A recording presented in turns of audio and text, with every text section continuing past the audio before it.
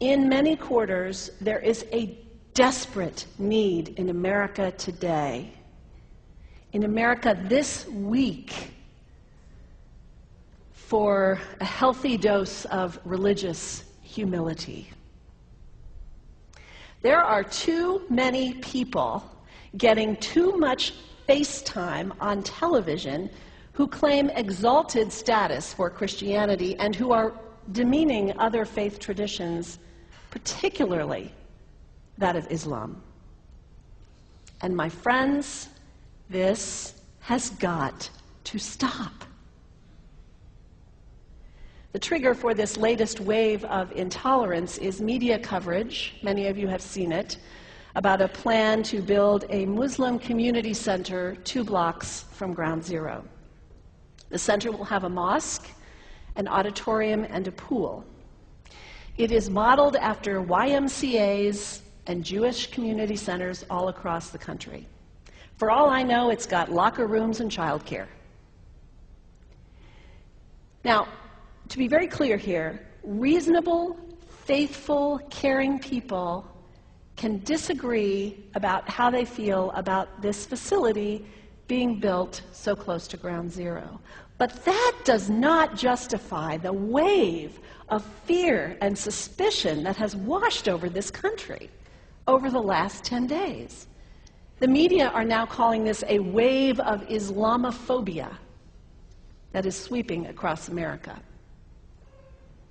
I saw a story this week on CNN about a minister in Gainesville, Florida, who has declared September 11th of this year Burn the Quran Day. Thank you for your reaction. That was mine. This guy is a minister at a non-denominational church called the Dove World Outreach Center. He said all kinds of disparaging, insulting, inaccurate things about Islam that I'm not going to repeat from this pulpit. His message is about hate and fear, and I can assure you there is nothing in the Gospels, there is nothing in the teaching of Jesus Christ that says anything about burning the holy texts of other traditions. It is not there. The proposed burning of the Quran is obscene. It is not the work of peace. It is not the work of understanding. It is not the work of building bridges. It is insanity. Now, the good news is there are a lot of groups, a lot of churches, even the National Association of Evangelicals, who are condemning this action and urging the church to cancel their event. A conversation about God demands grace and openness, a willingness to learn, to have our own ideas challenged, our convictions questioned. These are the hallmarks of humility. When I was in seminary, I read from someone whose name is lost to me now, when you speak of God, your voice should shake a little. You know, Jesus had no time for religious know-it-alls. He saved some of his harshest criticism for church leaders, for the Pharisees, the religious leaders who were so certain about who was out and who was in, who was holy and unholy, clean and unclean. Jesus was forever taking all this religious certainty and turning it on its head. And we can only imagine what Jesus would have said about Pastor Terry Jones and his Burn the Quran campaign. I think he would say, this has got to stop. Followers of Islam believe that the Quran is a collection of revelations received by the Prophet Muhammad from God about 1400 years ago. They believe that Muhammad was the last of a series of prophets and teachers and messengers that included Adam, Moses, Jesus, Abraham, all names revered by us as well. The word Islam means peaceful surrender to the will of God.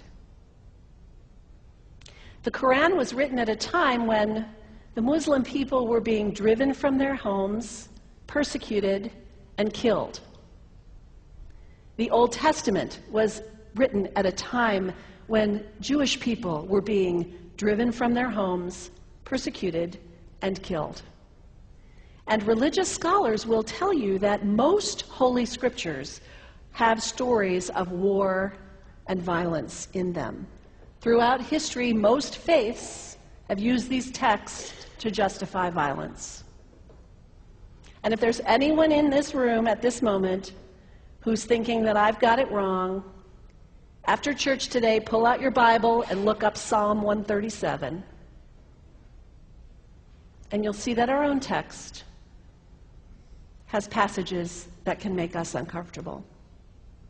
But also, like the Bible, the predominant message of the Quran is of peace and care and loving God, justice, care for the neighbor, care for the stranger.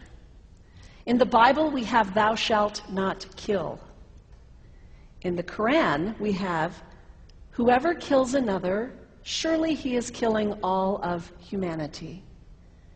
And whoever saves the life of another, surely he saves the lives of all humanity. These are words of peace, words of faith, words that could save the world if we would take them to heart. The second thing you can do the next time someone sends you one of those emails demonizing Islam, delete it. Don't forward it. Don't participate in the stereotyping. Don't give in to your fear.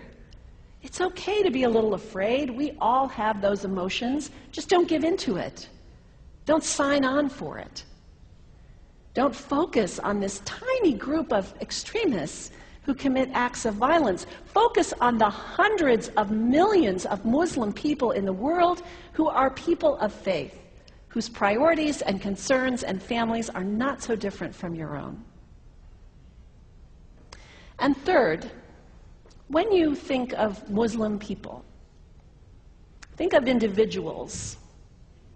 Think of the professor at Ohio State. Think of the engineer at Honda. Think of the teacher at the elementary school down the street. When you think of Muslim people, remember those who died on 9/11, not the hijackers. There was only a handful of them. Remember Mohammed Sunhami Hamandi. He was born in Pakistan. He came to the United States as a small child with his parents. He played high school football. He went to college. He became a part-time ambulance driver. He died, this Muslim young man, on 9/11, trying to rescue people and save lives. When you think of Muslim people, remember Mohammed Salahuddin Cloudhurry. He was a waiter at Windows on the World, which was at the top of the World Trade Center. He died that day. His wife had their baby 2 days later. When you think of Muslim people, remember Rama Salih. She was a woman, 28 years old. Her neighbors described her as fun and outgoing and generous. And she died on American Airlines Flight 11, 7 months pregnant with her first child. Remember the founder of the Islamic Circle of North America, who worked in the World Trade Center and also died on September 11th. That same group now is giving away tens of thousands of copies of the Quran in response to the campaign about burning the Quran. In the language of their own tradition, they are spreading words of faith and peace and hope. One of the ladies at the 8:30 service this morning said to me after, maybe we should declare September 11th, buy a Quran and read some of it. It is for us to share our message of love and hope and peace, but let us do it with grace and respect, and above all, humility. God grant us, as individuals, as a nation, as Christians, the humility for this work.